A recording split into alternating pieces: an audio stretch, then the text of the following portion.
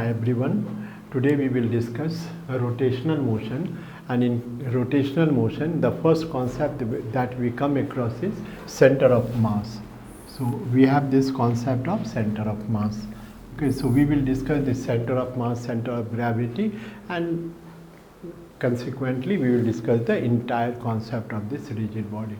Now as far as the rigid body is concerned, this rigid body, it can be considered as collection of point mass. Suppose this is a rigid body, so it can be considered as collection of point masses. It means if you consider, suppose this is the rigid body of mass capital M. So it means if we consider these small points, suppose you have the collection of these point masses. Okay, collection of point masses. Suppose we can consider mass of each point mass. It is suppose M1, M2, M3, M4 and so on. So this is the combination or the collection of all these point masses, and sum of all these point masses, that makes this capital M. Means M1 plus M2 plus M3, M4, M5 dot dot, all the particles, that makes the capital M.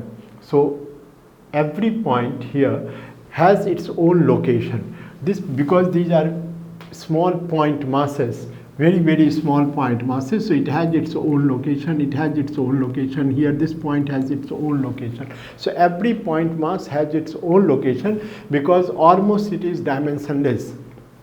So when it is dimensionless, equivalent to just a point, so it is supposed to be located at that particular point. So if I talk of this point mass, so it is located particularly at this point, this is located particularly at this point, and so on.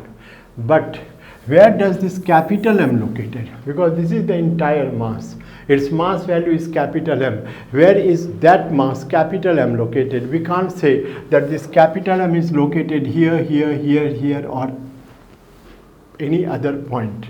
So it means we need to have the location of this capital M. When I say location of this capital M, it means where the mass of that capital M is supposed to be concentrated. And in this mass M1, this mass suppose M1, or this point mass M2, or this point mass M3, it is supposed to be concentrated at this particular point. M2 is concentrated here, M3 is concentrated here. It means its effect is felt at this point. Its effect is felt here, its effect is felt here, but where the capital M is located.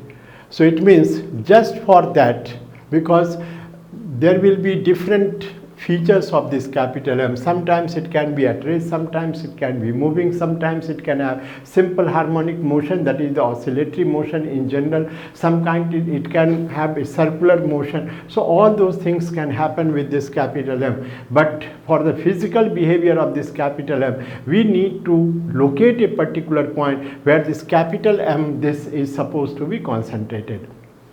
So it means for the point masses we don't have any problem because those are supposed to be dimensionless quantities. So that is located particularly at that point, or it is concentrated particularly at its own location or at that particular point. But capital M, it is the collection of point masses. So we can't say that capital M is concentrated here or anywhere. We need to locate such that its effect is equally distributed throughout its structure. So the point where this entire body is supposed to be concentrated, the point where the entire body or the entire mass is supposed to be concentrated, is termed as center of mass. So center of mass is nothing but the point where the entire rigid body or the entire object or the mass of the entire object is supposed to be concentrated, is termed as center of mass. And that is also, once we define this center of mass, that is only for the physical purpose, that is only for its movement purpose. If it is at a static position, we have nothing to do with that object. But if it is moving, sometimes it can roll, sometimes it can translate, sometimes it can oscillate. So for its movement, for the moving position, we need that where is that particular point where the effect of this capital M is felt. So it means that assumption, whether it is an assumption or whether it is an exact calculation, the point where the entire mass is supposed to be concentrated is termed as center of mass. So if it is out of the gravitational field of the Earth's surface, it will be termed as center of mass. But if it is within the gravitational field of the Earth's surface, the same point it will be termed as center of gravity, because when you consider out of the Earth's surface, out of the gravitational field of the Earth's surface, g, that is acceleration due to gravity, has no role to play. But if it is within the gravitational field of the Earth's surface, then it will depend on the value of the gravitational field also, or acceleration due to gravity also, because acceleration due to gravity, this g, also depends on height as well as depth from the Earth's surface. How far you are from the Earth's surface, or how down you are from the Earth's surface. So acceleration due to gravity, it varies as far as its height from the Earth's surface is concerned, or its depth from the Earth's surface is concerned. It means in that case, if you have this m1 here, and acceleration due to gravity, it is g1 here. It means the weight which is supposed to be concentrated here, it will be m1 g1. Here it will be m2 g2. Suppose because the location has changed, so acceleration due to gravity, it will be different from this point. Similarly, if you consider here, it will be m3 g3 and so on. It means if acceleration due to gravity is different, even if we take the mass, each mass of same value, suppose m and so on, but here the weight concentrated, it becomes m into g1, here it becomes m into g2, here it becomes m into g3 and so on. It means because of the difference, or because of the different value of acceleration due to gravity at different location, the weight, it is not uniformly distributed, it is different at different points. And because of that, the location or the coordinate of center of gravity, it may not be same as coordinate of the center of mass. The location of center of mass may not be same as the center of gravity if it is lying in the gravitational field of the Earth's surface. But again, if you assume uniform gravitational field throughout the Earth's surface, if we consider uniform gravitational field, under that assumption, again we can say center of mass coordinate or location of center of mass, it will be same as location of center of gravity. So with respect to that assumption that it is a uniform gravitational field, whatever is the value difference between the gravitational field or acceleration due to gravity, either it is neglected or if it is taken as same. In that case, or in that uniform gravitational field, the weight at this point, this point, this point, everywhere it will be concentrated and value of that it will be same. So in that case we can say center of mass, it is same as center of gravity, or the coordinate of center of mass or the location of center of mass, it is same as center of gravity. Otherwise, if we take non-uniform gravitational field, in that case the coordinate of the center of mass, it will be different from the coordinate of center of gravity. I hope this is clear. Now, so it is just only for the movement purpose that we need center of mass coordinate. Where is the mass concentrated as far as the rigid body is concerned? So now to locate that mass, we will consider, suppose a origin. Let us say O is the origin. Okay, and this m1 is at a distance of r1 from here, m2 is at a distance of r2, m3 is at a distance of r3 and so on. It means just consider a point mass, suppose in general mi. Okay, from this origin of this rigid body, or from a reference point. Origin means here the reference point. We have taken a reference point, suppose O. There is a mass, suppose mi here. It is at a position vector of ri.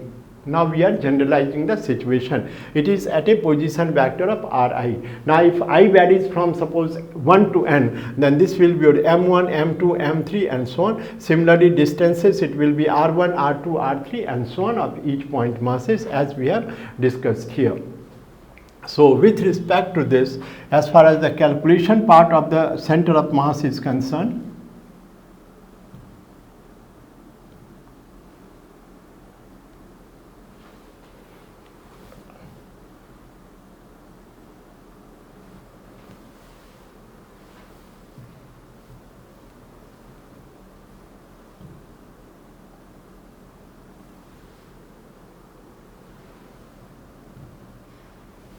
Okay, so as far as the calculation of the center of mass is concerned, here we can just consider. So we have considered a point mass mi at a position vector of ri. Now mi, so where I varies from 1 to n, so you will get m1, m2, m3, m4 and so on. So in that case, and similarly the distances of those point masses as r1, r2, r3, r4 and so on. So we can calculate, you can see mi as the mass of any particle, ri the distance or the position vector of that particle from the reference point. The total mass of this rigid body we have considered as capital M. Now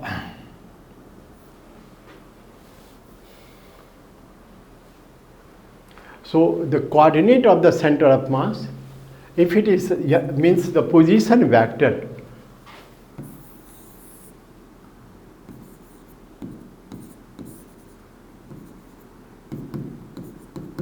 the position vector of the center of mass. So suppose somewhere here the center of mass of this rigid body is located, or somewhere here it is located. So coordinate of this center of mass of this rigid body from the same reference point, let us say it is capital R, the position vector of that. Then the center of mass of this entire body, that is the coordinate of this or the position vector, this R is calculated as summation of mi ri divided by summation of mi, means summation of mi ri. If I varies from 1 to n, so here it is the summation, so we will get m1 r1 plus m2 r2 plus m3 r3 plus m4 r4 dot mn rn divided by summation of mi, means m1 plus m2 plus m3 up to n number of masses, and that gives you what? The total mass capital M. So we get this total mass capital M. So same thing you can elaborate it as m1 r1 plus m2 r2 m3 r3 mn rn and so on divided by summation of mi, so it becomes capital M. So this is the position vector of the center of mass of this entire rigid body. Each point mass is at a position vector of r1, r2, r3. So m1 r1, m2 r2, so summation of all that divided by summation of mi means the total mass, and from there we get the position vector. So this is in the vector form, so position vector. Now if you consider, now as far as the position vector is concerned, so we can change it to coordinates also as far as the coordinate calculation is concerned. Now at the most we have three axes, okay, x-axis, y-axis as well as z-axis.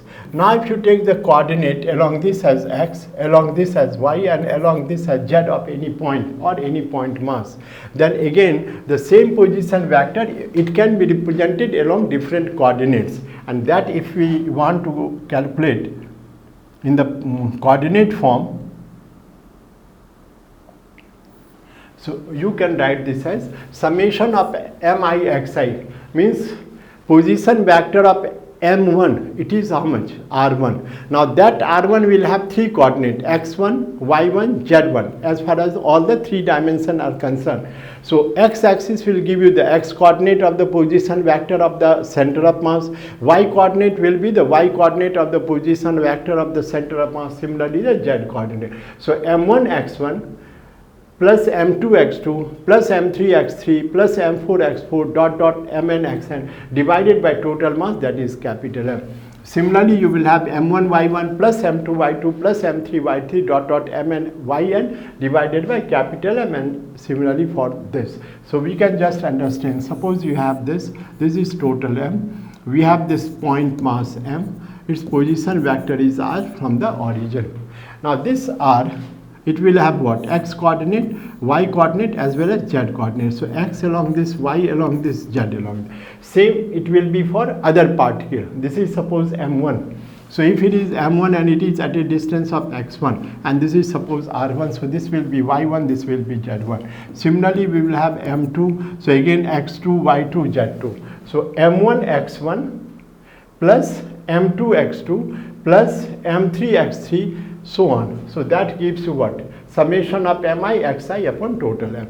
Similarly y coordinate, so we will calculate like this, z coordinate we will calculate like this. So this way you can calculate the x coordinate, y coordinate as well as z coordinate. Now this is a most general form, that is the 3-dimensional.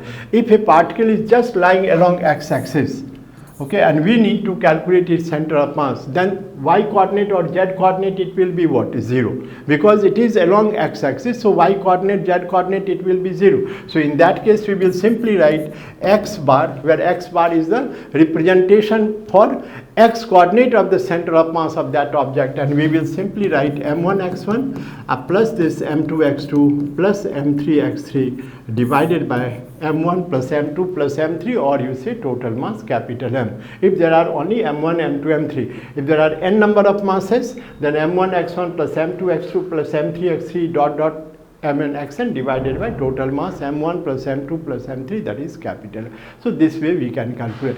If suppose it is along xy axis, suppose the mass is located, this is your x axis, this is y, mass is located, so obviously this will have x coordinate as well as y coordinate. So how to calculate y coordinate? Y bar, it will be again m1 y1 plus m2 y2 plus m3 y3 divided by capital M. So this way we can calculate x coordinate, y coordinate, z coordinate. If it is unidimensional, you will have y and z as 0, simply you will have x coordinate. If it is along y axis, x and z coordinate, it will be 0, simply you will have y coordinate. Similarly, if it is along z axis, x and y, it will be 0, and we will get m1 z1 plus m2 z2 plus m3 z3 upon capital M, and so on. So this way we can calculate the center of mass.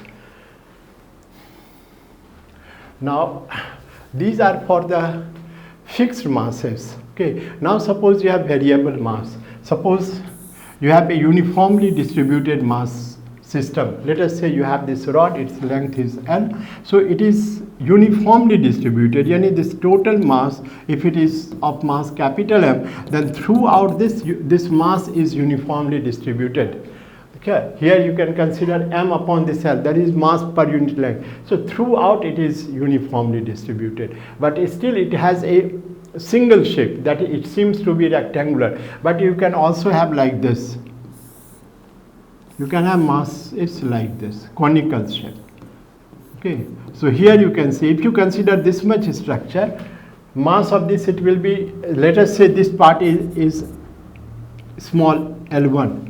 And same small L1, if you consider here, the mass of this, it will be different from this, because length we are considering same, distance we are considering same, but the structure has changed, and because of that a different cross section, the mass value, it will be different. So here it becomes m1, m2, m3 and so on. Here if you consider L, and here also you consider L, mass of this part, it will be same as this, because again uniformly it is distributed throughout. Here it is uniformly distributed as far as the mass is concerned, but the dimensions are different, and because of that mass of this part, it will be different from this part, different from this part, and so on, even if you take the same cross section. So to calculate the center of mass of such type of situation, we use the calculus method, because m1 x1 m2 x2, that can be used only when m1 is fixed at a distance of x1, m2 is fixed at a distance of x2, but here it will be different. As the cross section changes, the mass value is also changing. So it means in that case we will consider the variable system. So when it is variable, what we will do, we will consider a small element of mass dm, okay, at a distance of suppose x from the origin, whatever the point of reference you consider. It means m1 x1. So instead of writing m1 x1, what we will write? This mass of this small element, its distance from this, because x1 is the distance from the origin or from the reference point. So this dm is at a distance of x here. m1 was at a distance of x1. So this dm is in general a distance of x. So x1 it will be replaced by x. Mass value it will be replaced by variable mass system, that is dm. Total mass in the denominator, that remains same. So here you have this. So we are using the calculus method because here we are talking of the variable. So as soon as the variables come into picture, the calculus comes into picture. So because of that we are using this. Here it is summation. Summation or addition we use for constant quantities or fixed quantities. Integration is nothing but the addition or summation, but for a variable quantity, and that's why instead of summation we are using this integration. So integration of x dm means this x here you have this m here you have this dm. Now, depending on the cross section, how much limit we want to take, from that we will consider the lower limit of this integration as well as the upper limit. We will integrate it within the lower as well as the upper limit, and you will get the x coordinate of the center of mass of that entire system. Similarly, the y coordinate and the z coordinate. So here, just to analyze or summarize, the summation, it will be replaced by integration. This mass fixed or constant quantity, it will be replaced by variable quantity, and the distance of that mass, it will be taken same as that x. Use this integration or the calculus method in general and calculate it. So when we will take some examples or some illustrations based on that, so this will be more clear.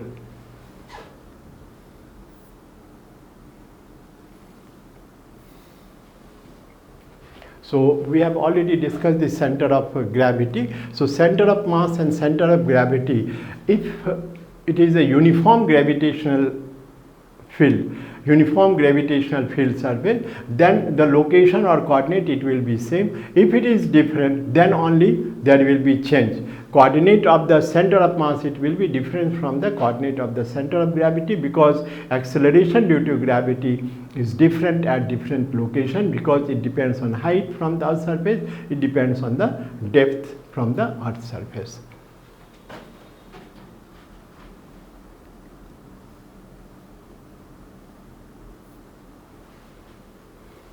Now, based on this, all this discussion, we can calculate the velocity of the center of mass, acceleration of the center of mass, and so on. So here you can see x coordinate of the center of mass, we have calculated what? m1 x1 plus m2 x2 plus m3 x3 and so on, divided by m1 plus m2 plus m3 and so on.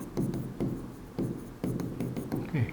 Now if you differentiate it, dx bar upon this dt, so this will give you what? m1 dx1 upon dt plus m2 dx2 upon this dt plus m3 dx3 upon this dt, and divided by again this m1 plus this m2 plus m3 and so on. This is a constant quantity, so it can be taken out of the differentiation, so there is no problem in this. So when we have differentiated this, so similarly we will differentiate the variable, that is x1, x2, x3, they are variables. So dx1 upon dt, x1 is the coordinate of the point mass m1, it means dx1 upon dt is the velocity of that point mass, dx2 upon dt is the velocity of this point mass. So similarly from here you can write dx bar upon dt is what? This is the coordinate of the center of mass, so this will be the velocity of the center of mass, so v bar cm. Cm means the center of mass, and from that you will get m1 v1 plus this m2 v2 plus m3 v3 and so on, divided by m1 plus m2 plus m3 and so on. So this way we can calculate the center of mass, velocity of the center of mass. Again, if the particle is moving in 2 dimensions, so similarly you will get m1 y1 plus m2 y2, again differentiate, you will get the y coordinate, velocity along the y coordinate of the center of mass, velocity along the x coordinate of the center of mass. So resultant velocity in that case, it will be what? Square root of v cm x square plus v cm y square root. So that way we can calculate the velocity of the center of mass if it is a case of 2 dimensions. So calculate independently along x axis, y axis. X axis, y axis, they are always perpendicular to each other. So calculate the resultant velocity just using v1 square plus v2 square or vx square plus vy square root, and that will give you the center of mass velocity of that entire object in 2 dimensions, and similarly for 3 dimensions and so on. Now again acceleration. So if we want to calculate acceleration, so here we have v1. Now again we will differentiate. So dv upon dt, that gives us what? Acceleration. Here it will be dv1 upon dt, dv2 upon dt, dv3 upon dt and so on. So this you can see. dvcm upon dt is m1 dv1 upon dt, m2 dv2 upon dt, mn dvn upon dt. This is m1 a1 plus m2 a2 dot mn an upon this. So that way you can calculate the acceleration of the center of mass.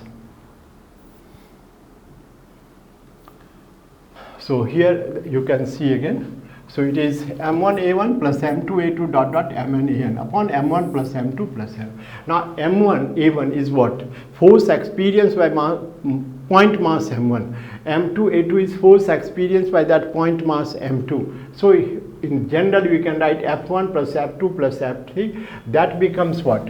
The sum of the total external force.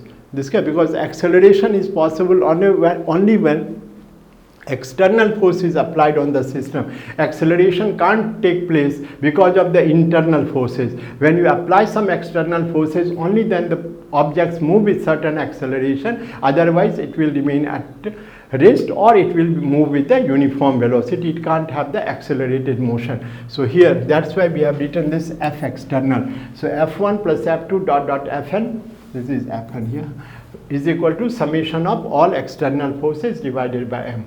Now you see, if this F external is 0, this is a very important concept and try to understand it.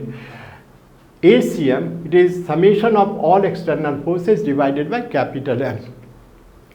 If summation of all external forces acting on a system is 0, what happens? The acceleration of the system will be 0. So summation of all external forces 0 means the ACM 0, and that you can see numerically also. There is no need to go back to the Newton's law.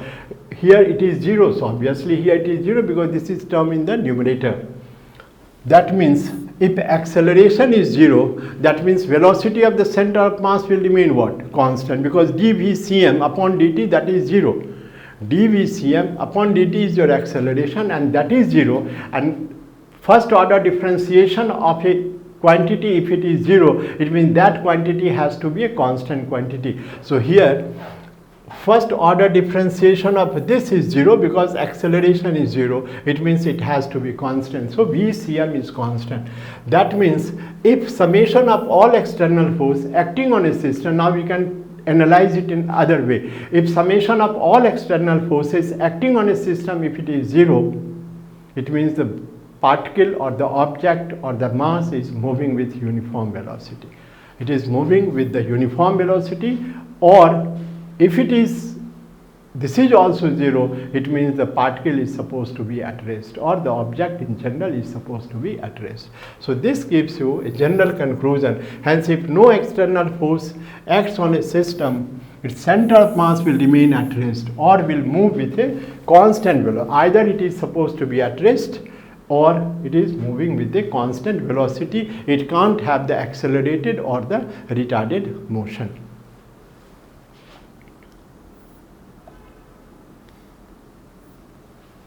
So from this you can take this. Now if you recall back, summation of momentum, it is constant. Yani momentum is a conserved quantity, and that's why we say summation of momentum, it is always conserved or it is always constant.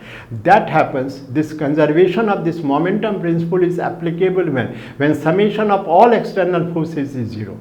So these are all linked. If summation of all external forces, if it is 0, then only we can say or we can justify that the momentum remains conserved. So here summation of all external forces 0, it means there will be no shift in the center of mass of the system or the object, as momentum remains conserved when summation of all external force 0.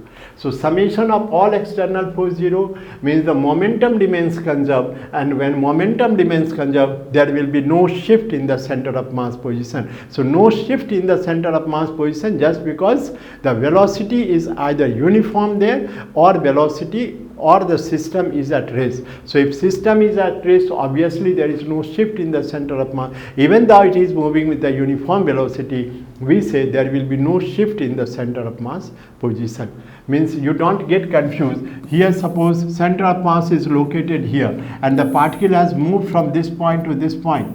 Don't get confused. Now the center of mass is here. This is your origin. It is at a distance of x1 and it is at a distance of x2. Don't get confused that it has shifted. it has just relocated its position. Center of mass here, it is at the center of this, center of mass here, it is at the, so geometrically it has not shifted. It was at the center of, suppose it is a circular object, let us say. So center of mass is at center, here also it will remain same as its center. Only this x1 and x2 shift, because it is moving, even though it is moving with the uniform velocity or constant velocity. So this x1, x2, the coordinate is only, it is relocating itself. But there is no shift in the center of mass, because here it is at the center of this object, here also it is at the center. Now suppose if this would have shifted from this point to this point, then you can say that the center of mass has shifted from one location to the another location due to any other reason. Otherwise it is just relocating, there is no shift in the center of mass position. So I hope this is clear, and in the next coming classes we will discuss problems on this as well as the other concept related to a rigid body. Thank you.